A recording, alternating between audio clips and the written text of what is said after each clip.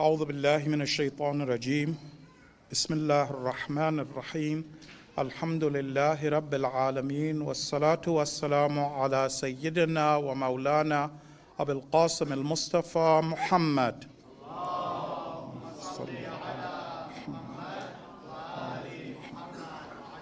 وعلى أهل بيت الطيبين الطاهرين المعصومين لا سيما بقية الله في الأراضين روحي وأرواح العالمين له الفداء رب اشرح لي صدري ويسر لي أمري واحلل عقدة من لساني يفقه قولي. So dear brothers and sisters in Islam, Assalamu alaikum wa rahmatullah. Is this good? All right. So before I begin tonight's lectures, I would like to request that you join me in reciting Surah Al-Fatiha. We're going to be praying for the souls of the shuhada. We will be praying that Allah gives sabr to the families, those who've lost loved ones. We're also going to ask Allah that He elevate the station of those who gave them the means of defending themselves and their families, like Shaykh Usama Abdulghani. Please join me in reciting Surah Al-Fatiha preceded by Salawat ala Muhammad wa Ali Muhammad.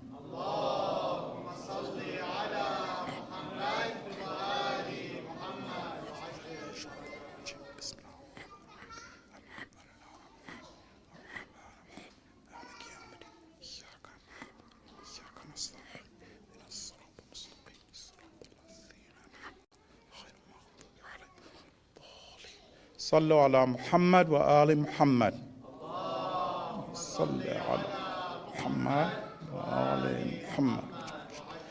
So brothers and sisters, it's very good to see you all. Inshallah, Allah accept this act of worship. There are some special spiritual instructions that we hear from Ayatollah Tahriri for this duration. And one of them is going to be something that we're going to do tonight, inshallah, after the dua. So 3 things that he recommended for the duration of the crisis, for our spiritual benefit. One of them is at least if we can recite it once. I'm going to say, let's make it easy for ourselves. If we can recite once in a day for the victory of the mujahideen, the dua, ilahi azum al-bala. Inshallah, we'll do that tonight.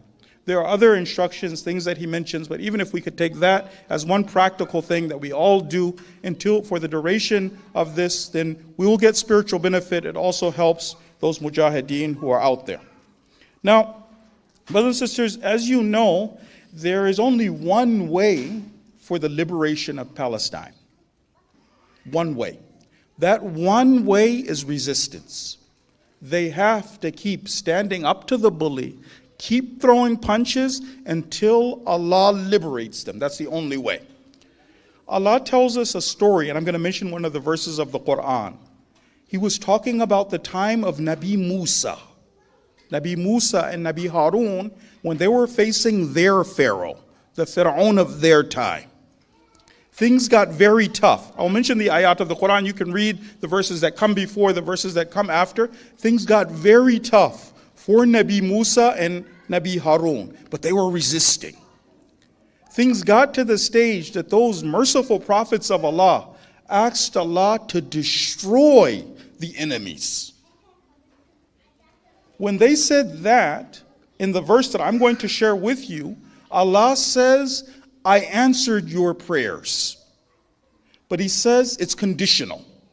Those conditions apply to you and I. They apply to our brothers and sisters in Palestine. So brothers and sisters, if you can join me, because we want to look at the ayat of the Quran together. We want to learn from God's book together. We want to ponder the verses of the Quran so that we learn these lessons. If you can join me in searching for Surah number 10. So Surah number 10 and verse number 89. 1089. Anybody who finds it, if you find it, raise your hand. So then after that, okay. Let's see. Do you guys see this? Do you see? قَالَ قَدْ أُجِيبَتْ. Okay. So let's look at that verse. Let's look at the Arabic of this together. So they've prayed in the verse that preceded this. They prayed for the destruction of Allah's enemies, the Pharaoh of that time. And God answers, and He says, قال, He said, قَدْ أُجِيبَتْ دَعْوَتُكُمَا.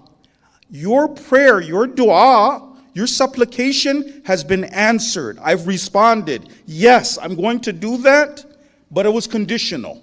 What was the condition that they have to follow, that we have to follow, that our brothers and sisters in Philistine, that they have to follow? God said, the condition, فَاسْتَقِيمًا.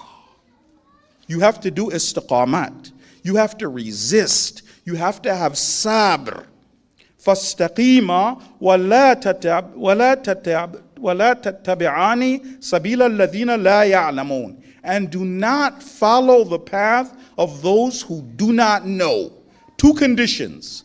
One of the, by the way, we learned about this from the book. I believe we've covered this in the chapters that we've covered already. There were always two conditions that we as the ummah had to have in order to experience Allah's best. Whenever we as the ummah have these two conditions, Allah will move the mountain. Don't worry about that. What were the two conditions that we have to have that Allah refers to in the ayat of the Quran? One of them is sabr, resistance. The other one is iman, faith. Don't follow the path of those who do not know. You stick to Islam, your Islamic principles. You be good with God. So one iman, the other, that resistance, that sabr. So they have to do that. Of course, there's a powerful message in that for us as well. For those of us who are outside of the physical battlefield, because tonight's speech is going to be a lot about what we can do. There are big lessons in that for us as well. But it is our Islamic responsibility. It's our Islam, and I'm saying this because you and I, we have an agreement. Our agreement is this. We attend the lecture. We all attend the lecture, but we all have circles of friends outside. Other mu'mineen and mu'minat who we need to talk to.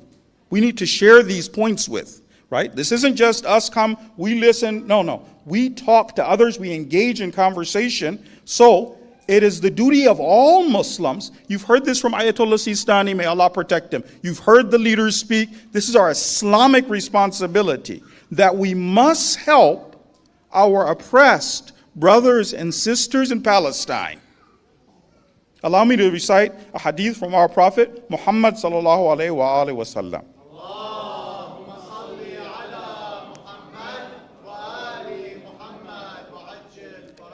And it's necessary for us to hear these things and know that I can't be a good Muslim without doing my job. What does the Prophet say? Man sami'a rajulan. Whoever hears a person, man sami'a rajulan, yunadi, ya lil muslimin. And that man, that person, that individual, that nation is calling out for help from the Muslims, falam yujibhu. But this Muslim says, I'm not going to answer that call. This isn't my fight. What does the Prophet say? Falaysa bi Muslim. This is very serious. The test of Palestine for all of us, for our qiyamah, is very important. For the last day, whoever doesn't respond to the call of the oppressed is not a Muslim. Rasulullah says. Now our shuhada, they were the embodiment, I'm going to mention one of them, were the embodiment of these divine teachings. I remember Shaykh Panahian shared a story about one of our shuhada, Shaheed Ahmad Mutawassiliyan. And Ahmad Mutawassiliyan, when you read his story, was so happy when Allah chose him to be able to go to fight Israel. Because that's why he went to Lebanon. He went there to take on the real Tawhut. And he was so overwhelmed, so happy that Allah had given him this chance to take on the real monsters. Shaykh Panahian tells a story. He says that he was giving a lecture. Who? Shaheed Ahmad Mutawassiliyan. He was giving a lecture. And in the lecture, he said this. He said, wherever on the earth there is a Muslim and that Muslim calls out, Ya lil Muslimin, we need help from the Muslims, he said, we will rush to that corner of the earth, we will help that Muslim, we will assist that Muslim, we will liberate that Muslim. And then he said something more. And he said, wherever there isn't a Muslim, we will plant a Muslim. The Muslim will shout, Ya lil Muslimin, and we will go to that corner of the earth and we will liberate that corner. That was his idea for liberating the globe. Allahumma salli ala Muhammad wa ali Muhammad. Jazakumullah khairan. Thank you. So that's the Islamic philosophy. I want to share another verse because this crisis, what's happening in Palestine, has created the perfect opportunity for you brothers and sisters to do your responsibility, which is the clarification jihad, not just to Muslims, but non-Muslims. There are a lot of non-Muslims right now, and this is the perfect time to start having conversations. One of your Islamic principles is this: you as a Muslim won't stand for oppression to any of Allah's creation, even if you aren't part of their deen. The verse I'm going to say is even if you don't like the person personally, but their dhulm is happening, oppression is happening, God's laws are being violated, there should be no oppressed on the earth as long as the Muslims are alive.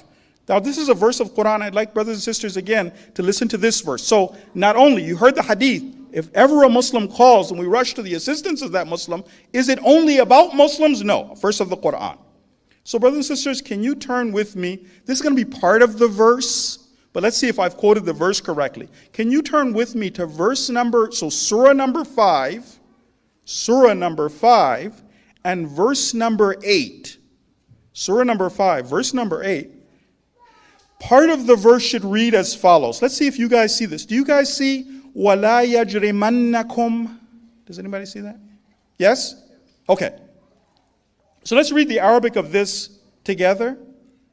وَلَا يَجْرِمَنَّكُمْ شَنَآنُ قَوْمٍ عَلَىٰ أَلَّا تَعْدِلُوا. So God is saying, and let not the hatred of a people. I don't actually like this guy. This guy is not part of I don't actually like this guy, but dhulm's happening. He says, and let not hatred for a people lead you to be unjust. Even if you don't like these guys. Justice. Allah's laws are not to be violated. I'dilu. Be just. Huwa aqrabu lit-taqwa. This is closer to taqwa, to observing God's laws. So, brothers and sisters, we are with the madhlumin wherever they are, right? We defend them whoever they are, let alone our brothers and sisters in Palestine, which is an Islamic responsibility to take care of them. And inshallah, I want to talk about some ways that you and I can assist our brothers and sisters in Palestine, even though we are outside of the physical battlefield. But of course, just as a reminder, because I don't want any Muslim to hear this and then mistake this doesn't mean, okay, this does not mean when we say that we will defend the oppressed wherever they are, the oppressed wherever they are, it doesn't mean we will defend those who believe in Qawm Lut rights. Okay, we're not going to have a rainbow hijab, no, not Qawm Lut rights. Right? Those aren't rights. Okay, so not talking about that. We're talking about dhulm, Allah's laws being violated. So, brothers and sisters, now today's topic is called Tawheed and the abolition of social classes. The subject matter is something which is part of our core beliefs. So you and I, we've been covering this book for a while now. The leader has chosen to talk about the most fundamental areas of our belief. Our belief. We're talking about Tawheed, believing in the oneness of Allah. What we learned is that Tawheed, believing in the oneness of Allah, doesn't just mean, in my mind, I believe Allah is one and not two. That's not what it means. Tawheed is a covenant between us and Allah. I'm going to summarize, inshallah, once we've completed the section on Tawheed, what were those conclusions that we came away with? Because it's been a while, right? But Tawheed is a belief that creates action in the muwahhid. There are certain Islamic responsibilities on the shoulders of those who say Allah is one. One of them is the abolition of social classes. Now, brothers and sisters, this particular topic is absolutely related to what's happening in occupied Palestine. Salawat ala Muhammad wa ali Muhammad.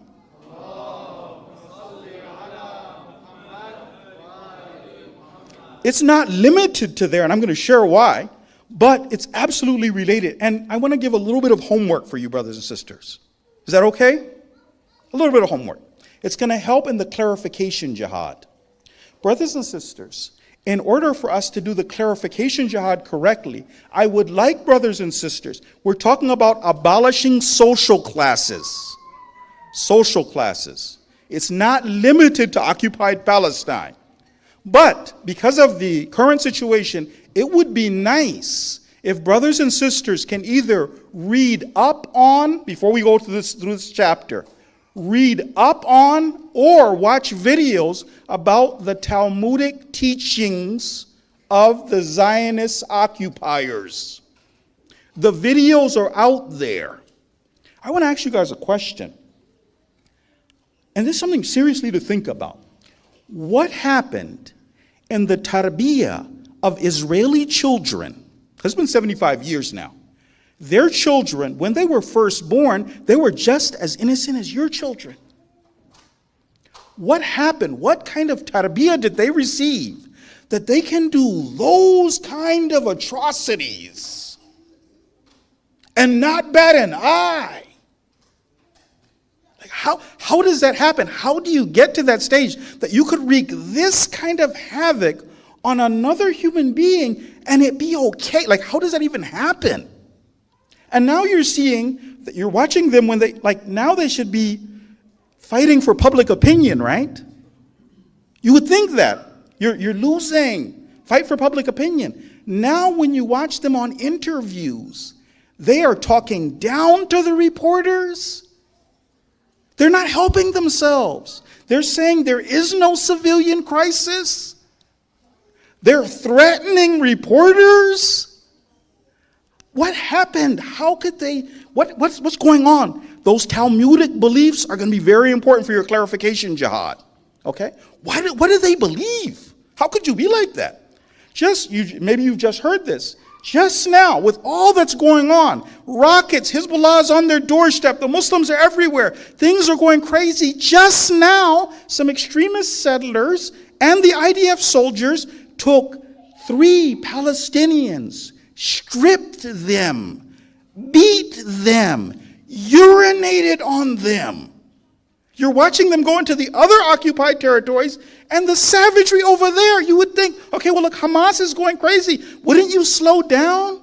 What are the beliefs? Like, how do you get to do, like, what are you doing? So, brothers and sisters, if you can do a little bit of that homework, what is it that they believe?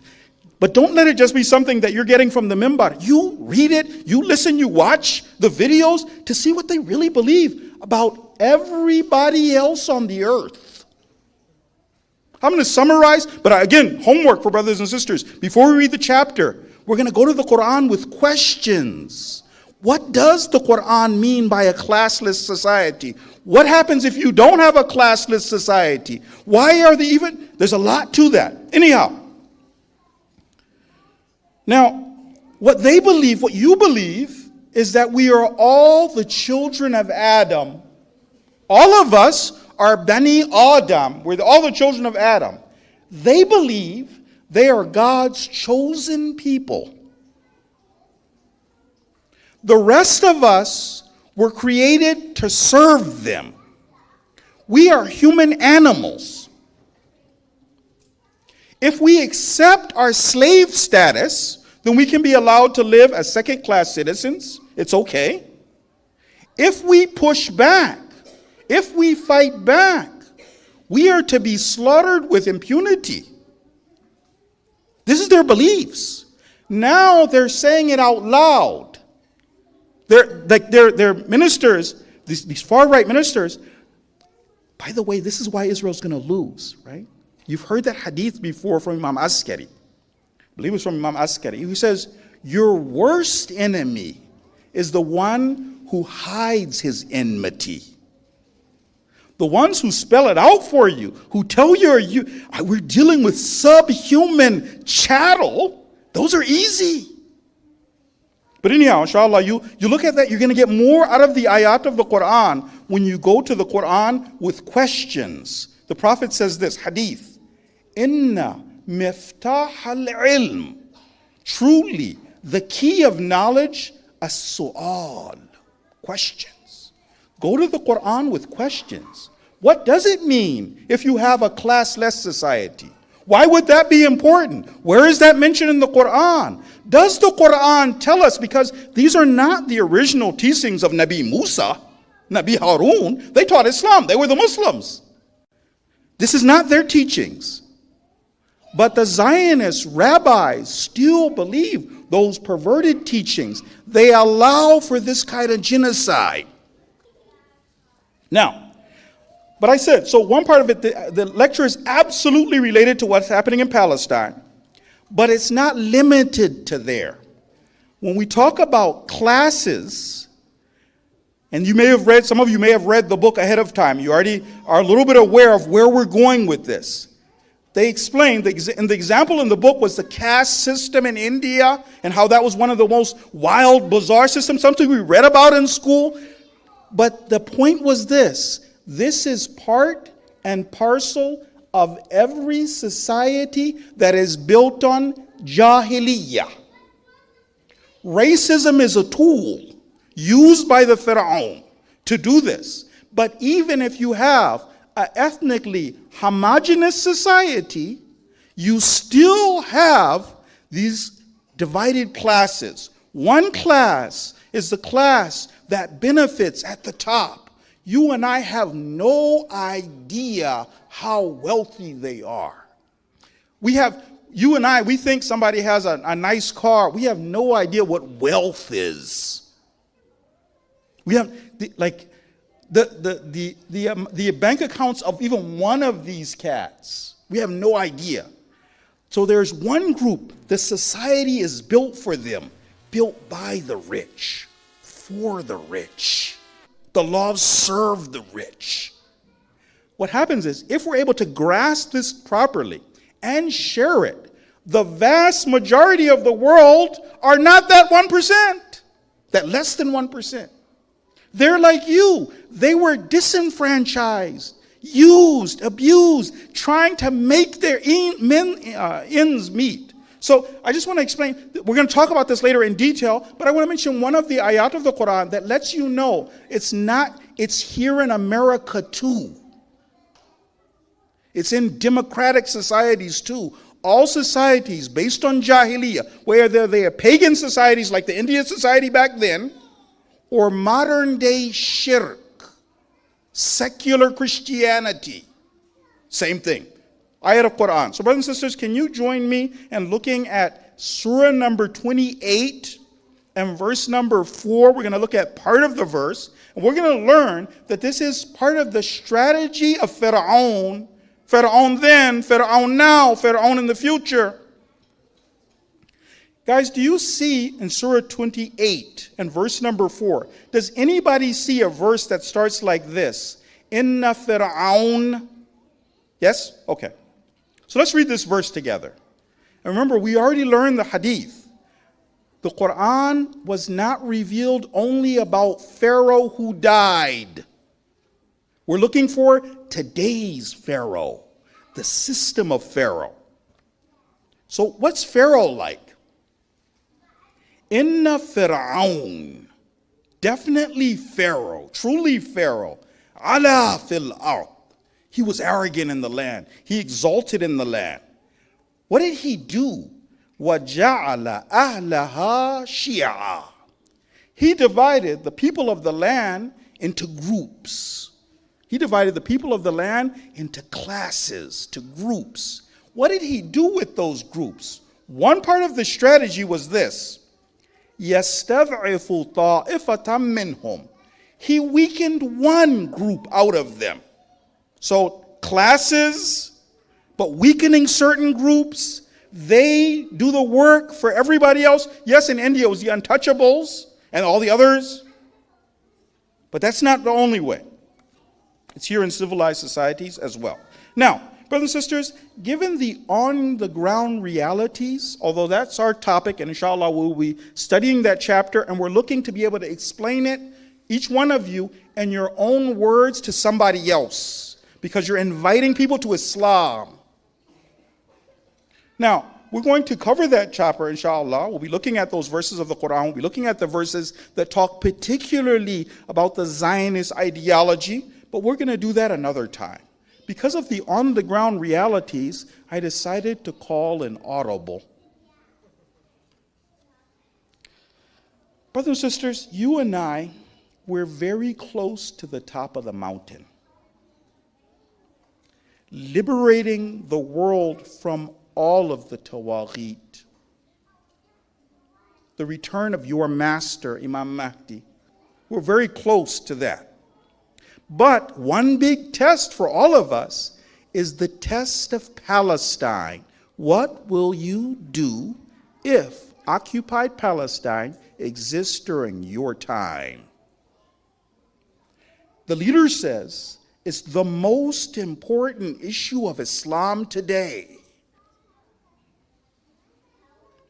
So, I want to share with you, brothers and sisters, the reasons why Israel is not making it out of this one. It might seem bloody, there's a lot of carnage. Israel is not going to win. I'm going to explain why, but Israel is not going to win this time. Why isn't Israel going to win this time? I want to explain some principles, and then after that go into some of the details and talk a little bit about what our job is. Because there are certain things that you and I can do outside of that battlefield that they can't do. But if you do those, then God will count you amongst those who helped liberate occupied Palestine. So in order for them to happen, there have to be three elements in place. Them, if it's going to take place, if it's just going to be that we lose, the zalim wins, three elements have to be in place. One of them is the zalim, that mean, cowardly bully. That's one, the zalim. But it's not just the zalim. There also has to be a madloom, somebody who's going to take the beating from the zalim and just roll over. Allah doesn't like those who just roll over, who just take it. They're in Jahannam too. So there has to be a zalim, and then there has to be a madloom who just take the beating. This is my lot in life. I don't get to live a good life. I'm a second-class citizen. The zalim and that madloom, and then there's another group that also has to be there in order for them to take place. In order for them to take place, there also has to be bystanders, spectators who are just watching this happen. Unless those three are in place, them won't take place. So because you, as the ummah of Rasulullah Muhammad sallallahu alayhi wa sallam, Allahumma salli ala Muhammad wa ali Muhammad, because you are saying, I'm not going to let this happen on my watch. Enough is enough. The ummah is pushing back. Because of that, they don't have the bystanders. You're not indifferent. It's not just going to happen on your watch. You're going to be pushing back against the zalimeen. Okay? But now we have to talk a little bit about our responsibility. I want to talk about the clarification jihad with a little bit of focus on what it is we're actually supposed to do. But one of them is to talk about a little bit about how vital is the clarification jihad to the liberation of Quds. Is it just that you and I can say, Israel's not going to win this time, sit back, relax? Or does the clarification jihad play an actual vital role, a critical role? Because we have our foot on Israel's throat, but Israel isn't dead yet. So how important is it? Let's talk about the thawab of it. The reward of you having conversations, of you explaining to people, of you connecting the dots. How great is the reward for the clarification jihad?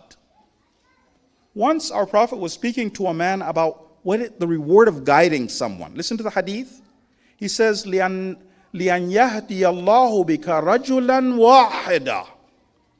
If God even guides one person through you, Allah is the Hadi, but you do your part, clarification jihad. If God even guides one person through you, he says, خَيْرٌ لَكَ مِنَ الدُّنْيَا وَمَا فِيهَا. It is better for you than the entire dunya وَمَا فِيهَا. Now, that means conversations, that means not being shy, that means people come over and they're asking questions, and you're looking for these opportunities. You want to share, you want to talk, you want to engage in conversation, you want to unravel the knots. Out of the clarification jihad, how important is the digital resistance? Not only the conversations, which are necessary, but the digital resistance. The leader says, he says, if I was not the leader today, if I wasn't the leader, he says that I would be in charge of the social media in Iran. It's that important. Those online conversations, untying the knots, connecting the dots, sharing and posting, small messages, clarifying, talking, is that important. So, brothers and sisters, I want to mention a couple of things for us to keep in mind when we're doing our responsibility in this regard. One of them is about debunking the myths. We have to make sure that we're debunking the myths. But I would also request, brothers and sisters, let's make sure we're accurate. The truth is on our side. We don't have to fabricate anything. Our information is clear. Don't fabricate anything. Share the stuff you're sure about and do research. So that's one. Number two is to make sure that the world is aware that the Palestinians are facing the most merciless enemy the Muslims have ever faced, at least in modern history. We have never had anybody face this kind of a tyrant. All you have to do to clarify this, brothers and sisters, start looking at those IDF soldiers who broke the silence. They'll tell you what they did. I'll give you one tiny example that's nothing compared to the atrocities, because there's so many atrocities. One example that the IDF soldiers talk about is this. They say one of our jobs in the occupied lands is to make our presence felt. So what that means is it's 10 o'clock at night, we pick a random Palestinian house we know this guy isn't a terrorist, and we go inside their house. We line all the women up. We line the children up. We're taking pictures. We're walking through the house. We're searching it, flipping it upside down. We do that for a couple of hours. Then we start on the next house. And we do that till 8 o'clock in the morning.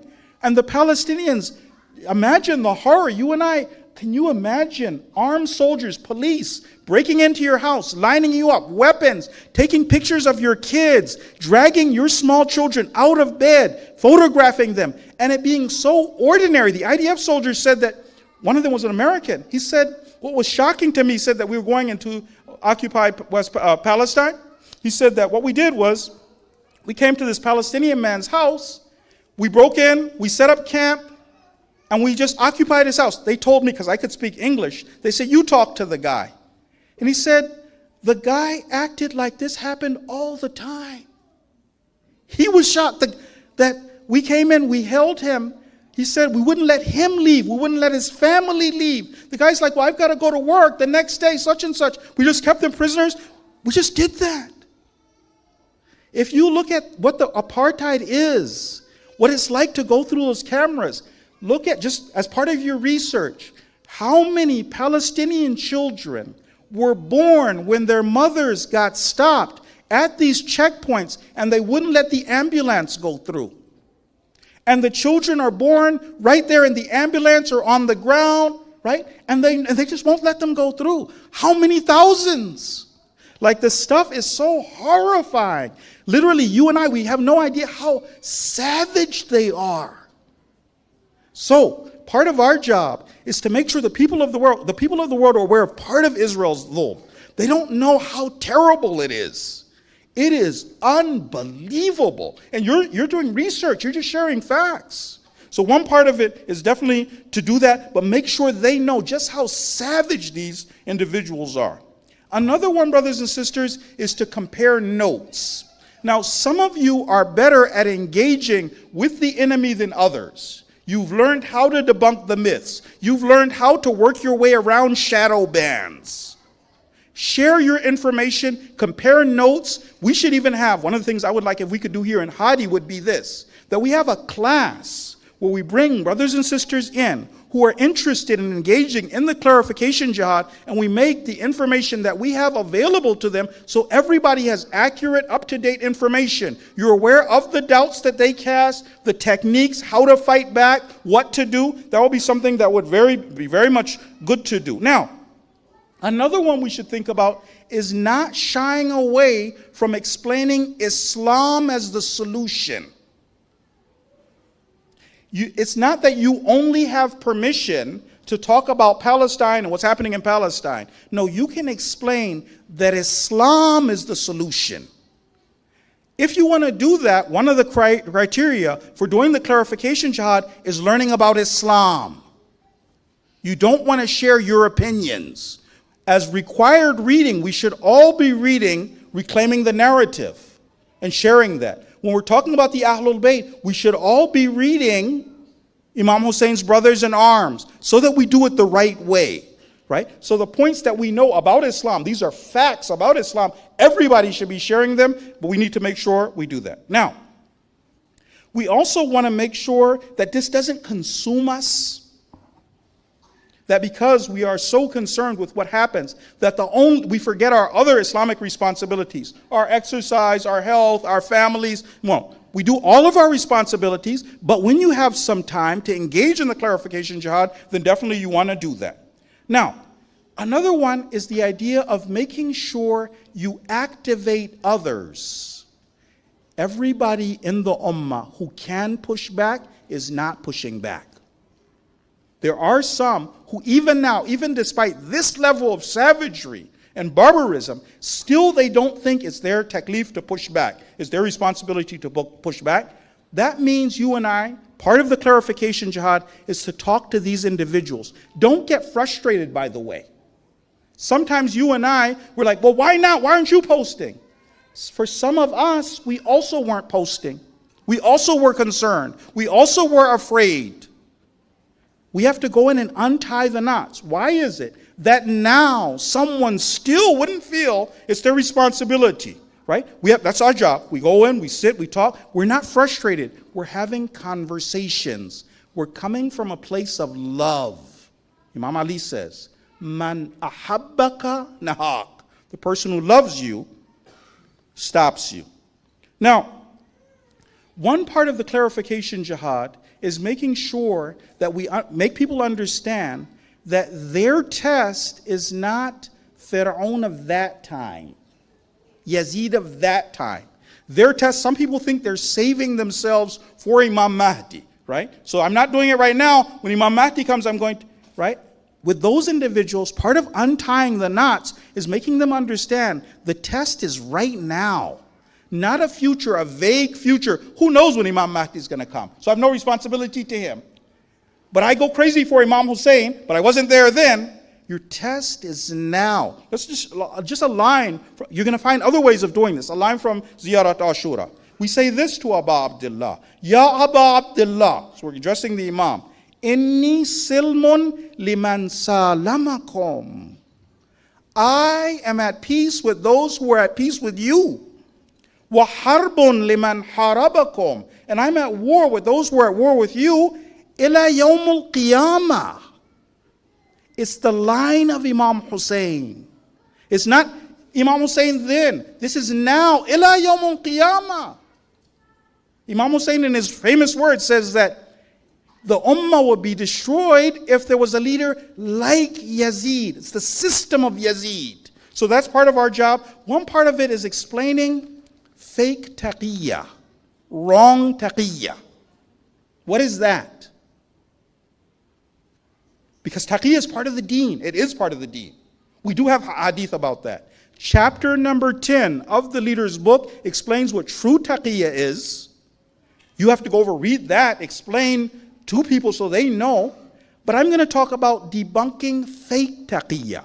Part of the reason for the delay of the coming of the imam is people have a wrong understanding of taqiyya. And we've been warned about that by the Ahlul Bayt. Part of the misery of the Muslims right now is fake taqiyya, wrong taqiyya. Maybe people's hearts might be in the right place, but it's absolutely wrong. Let me give you an example. This story is from the time of Imam Sajjad. So Imam Sajjad warns us. He says this. He says, ittaqullah ma'ashira shi'atina. O Shia, he says, have taqwa of Allah. وَلَا تَسْتَعْمِلُوا الْهُوَيْنَا وَلَا تَقِيَّةَ عَلَيْكُمْ. He says, beware of weakness, being intimidated, and there is no taqiyya, that's your responsibility. And he tells the story of a man at the time of Amir al-Mu'mineen. And this guy was bitten by a snake. It was so terrible. The guy's thinking he's going to lose his life. He was in so much pain. He's screaming and crying like a woman, grown man. They bring this man to the presence of Amir al-Mu'mineen. He says, you're going to live. Some months later, they bring the man back. The guy's still suffering. At this stage, the Imam says, do you know what happened? Why did that snake bite you? Why misery? He says that Salman bin Farsi was being attacked. People were saying things, people were doing things, and you could have pushed back. It wasn't the case you're going to lose your life. It wasn't the case you're going to blow your brains out. You could have pushed back. You didn't. And that snake is because of this. He said, do istighfar. Make the firm niyyah. It'll never be the case that I will do taqiyya in an area where I'm not supposed to. Make that niyyah so you can get cured. So, this wrong understanding of taqiyya, the leader explains what the right taqiyya is. It's another way of moving forward. You're pushing back against the enemies. The Ahlul Bayt were martyred because of taqiyya. This taqiyya is not the right taqiyya. What happens though is that wrong taqiyya is part of the problem. People thinking they don't have a responsibility. I'm going to give you a story that's not true, inshallah. Can I give you a story that's not true? Sometimes you know that the conclusion is wrong, and that tells you that the formula must be a mistake. The conclusion's wrong, the formula must be a mistake. Once they said there was this scientist, and this scientist was studying frogs, and he wanted to see how far could frogs jump. So he set up a line, he got a frog, and he ordered the frog. He said, jump, frog, jump. And the frog jumped 4 feet. And he wrote in his notebook, a frog with 4 feet jumps 4 feet. Then he cut off one of the frog's legs. And he ordered the frog. He said, jump, frog, jump. And the frog jumped. And this time, he jumped 3 feet. And he wrote in his book, a frog with 3 feet jumps 3 feet. Then he cut off another leg. He said, jump, frog, jump. The frog jumped. He jumped 2 feet. He said, a frog with 2 feet jumps 2 feet. Finally, he cut off the leg, and the frog had 1 leg. He said, jump, frog, jump. And the frog jumped. And he only jumped 1 foot. And he said, a frog with 1 foot jumps 1 foot. Then he cut off the last leg. Then he said, jump, frog, jump. And the frog didn't jump. And he ordered again, jump, frog. And he didn't jump. So he wrote in his book, he said, a frog with no legs goes deaf.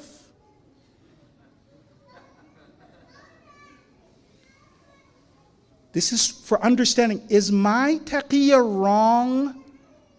Is my taqiyya wrong? I'll give you an example. This should be clear.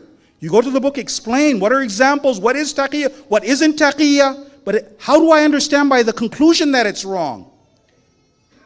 Very clear example. The leader, this is for the camp of the leader, and those who are understanding the Quran from the Quran, What does the Quran teach us? The book you're reading is 500 pages of the leader practicing taqiyya. Imam Khamenei practicing taqiyya. 500 pages. When the Savak are there in the gathering, the leader, when he's giving those lectures, these 500 pages, the leader's been arrested 5 times. The Savak are there and he knows that they're there. He's speaking, doing taqiyya, because he's trying to get the message for it. He explained what taqiyya truly is in Imam Hussein's Brothers in Arms, but he's practicing taqiyya. He's practicing taqiyya. For some of us, because we think of danger, the danger threshold, right? For here in the West, if we don't do taqiyya, there's a slap on the wrist. But we think that danger threshold, whatever that is, in our mind, our formula, that means I shouldn't speak the truth because there's danger. The leader explains what it is. In whatever case, my formula is because there's danger, I shouldn't speak out. When the leader was practicing taqiyya, when there was real danger, read the book.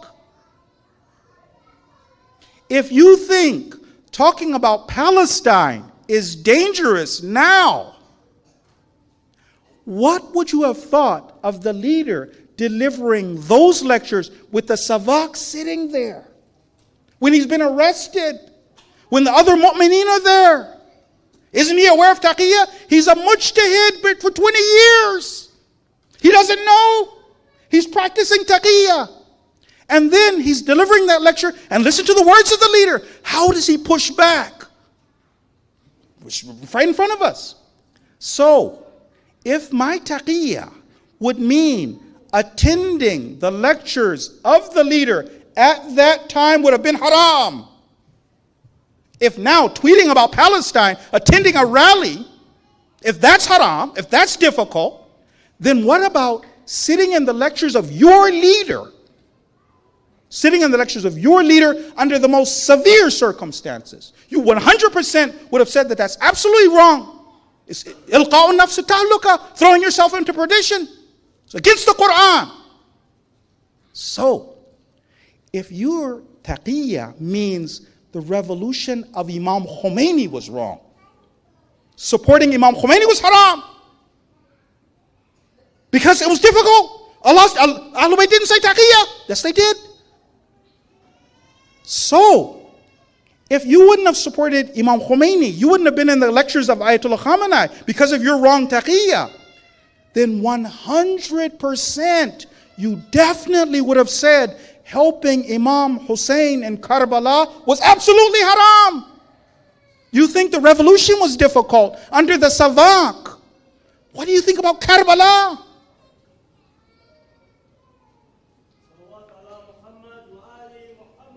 Allahumma salli ala Muhammad wa ali Muhammad. Now, I know we've used up our time. I have just some brief sentences and I'm going to let you guys go. Why is it that Palestine is going to win this time? One part of it, the Muslims are going to push back. You're going to do your job. One part of it are the Junud of Iblis. Those Zionist soldiers who are trying to go into Gaza, those guys, those are the Shimrs of the time, the Khulis of the time. Those guys, you think they're walking into a buzzsaw.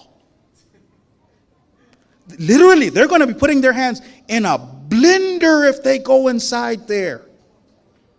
On the other side, the Junud of Allah are men who are longing to meet God.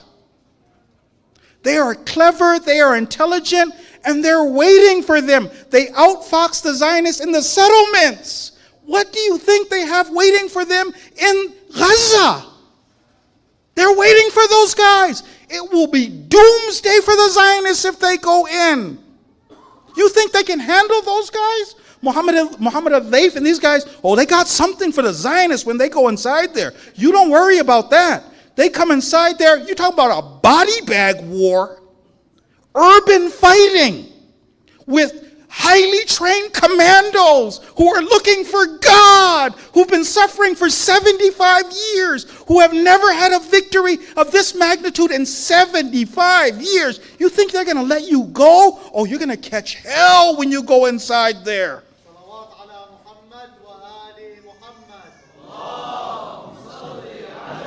Muhammad wa ali Muhammad. But that's just Gaza. See, you have to make this clear for the enemy. What's going to happen when the Iraqi resistance that's already told you we're getting involved, when they get involved? What do you think will happen when Syria gets involved, the resistance in Syria? You've already seen the rockets from Yemen. This hasn't even started yet. Only the resistance knows the 0 hour. That's nothing. Wait till the Rizwan brigades come in. You want to see hell on earth? They've been waiting for you. Somebody needs to tell these Zionists, don't do that. Don't send your... You know what? Because it's those gutless politicians who know those kids are walking into a bloodbath. But they don't care. It's not their kids.